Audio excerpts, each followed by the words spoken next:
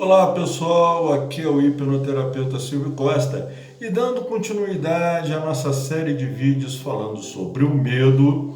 Hoje nós vamos falar sobre a catsaridafobia, que é o popular medo de barata. Mas espere um pouco, se você sofre com esse problema, não se preocupe, eu não vou mais repetir o nome desse bichinho.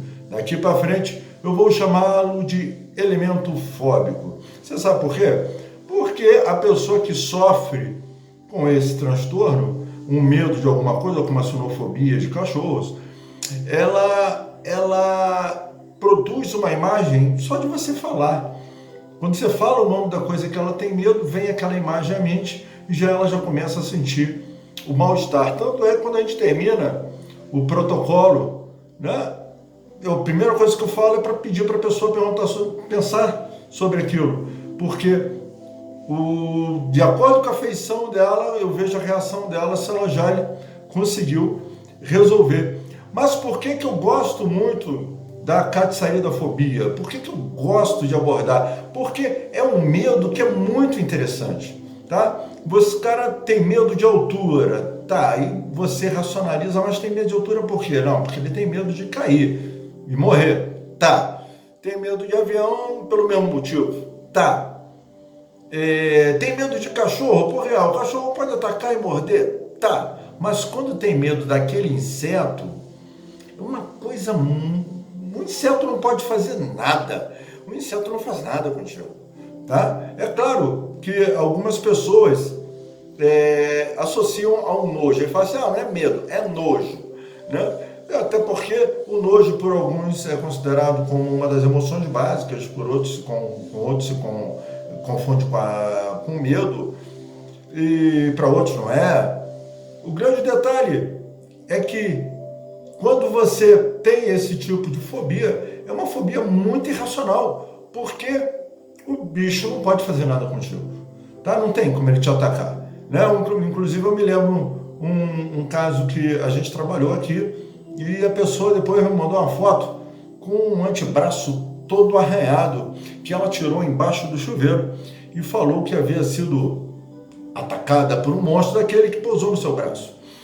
E eu vi o braço todo arranhado e ainda fiz a piada de perguntando assim, mas ele estava armado de faca? Ela, não, foi minhas unhas, eu dei uma pancada com tanta força que lanhou meu braço todo. Legal, beleza. Então realmente, se você parar e analisar sobre esse ponto de vista, é um medo muito irracional. Mas será que isso é realmente um medo? Então, muito comum nesse caso, primeiro, é um medo que atinge tanto homens como mulheres. Só que o homem, pobre do homem, o homem vem com aquelas velhas crenças do passado, que o homem não pode ter medo, muito menos de um inseto desse. E essa pressão social faz com que o cara acabe, aí ele começa a dizer, não é medo, é nojo, não sei o quê, e ele acaba fórceps ressignificando isso e tendo que encarar o animal e matá-lo, o inseto e matá-lo. Então as mulheres não, elas podem assumir o seu medo sem medo, né? E o grande detalhe é esse, será que é mesmo um medo? Na prática, eu vejo que é muito comum não ser um medo. O que acontece?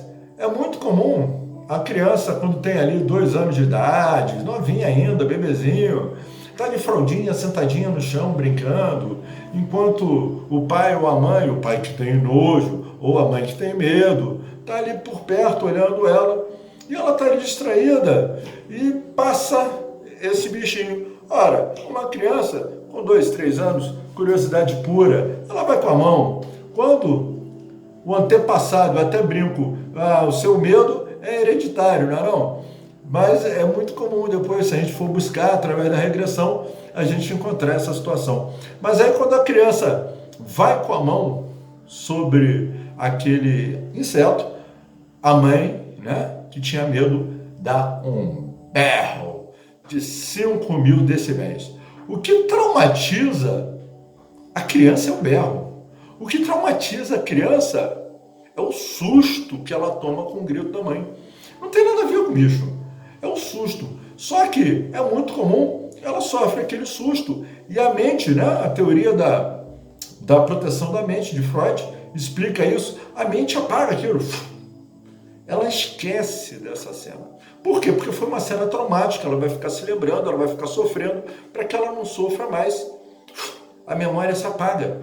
E ela não lembra mais daquele ocorrido. Em contrapartida, a emoção permanece, aquele susto, a emoção permanece nela.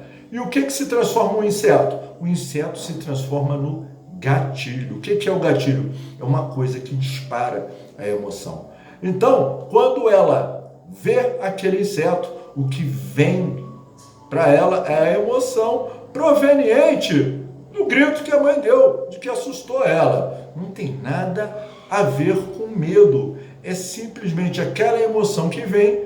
E é claro, o desespero, você associa que tem medo daquele bicho. Não, aquele bicho é um gatilho que simplesmente dispara aquela emoção. Tá? E é claro, como é que a gente trabalha isso? Simplesmente fazendo o processo inverso. A gente desassocia, ou ainda tem uma outra opção, que é ressignificar o ocorrido. Né?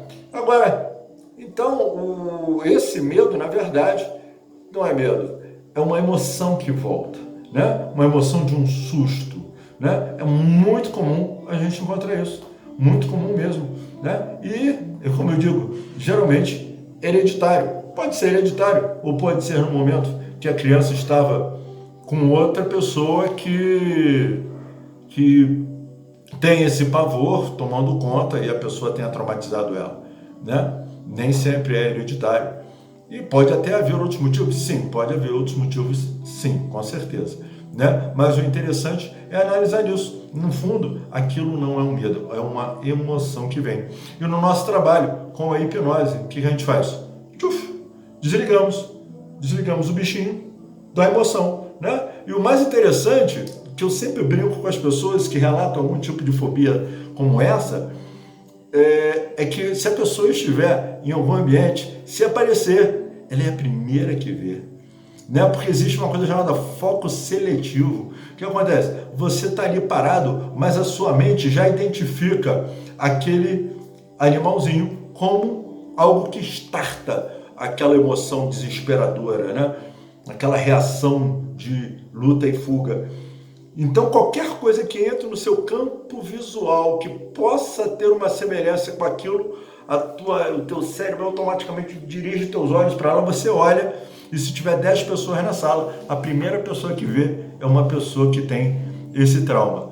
E, como eu já falei, a gente costuma, o quê? Cortar essa associação do inseto com a emoção. A emoção vai ficar lá, guardada na sua memória, porém, não vai ter nada para trazer ela de volta e você passa a conviver bem. É muito comum o pessoal que tem esse tipo de fobia, depois de algum tempo, fala assim, cara, eu nunca mais vi. Desde que eu fiz terapia contigo, eu nunca mais vi. Por quê? Porque ela perdeu aquele foco seletivo. Ou seja, ela está ali sentada vendo televisão, o bicho passou de um lado para o outro e ela não viu mais, porque ela não está mais desesperada.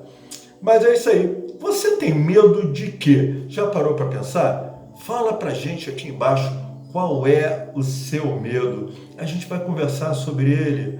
Fala com a gente de que você tem medo. Você já tinha parado, você que sofre desse transtorno incômodo, você já tinha parado para pensar que não tem lógica você sentir medo desse inseto?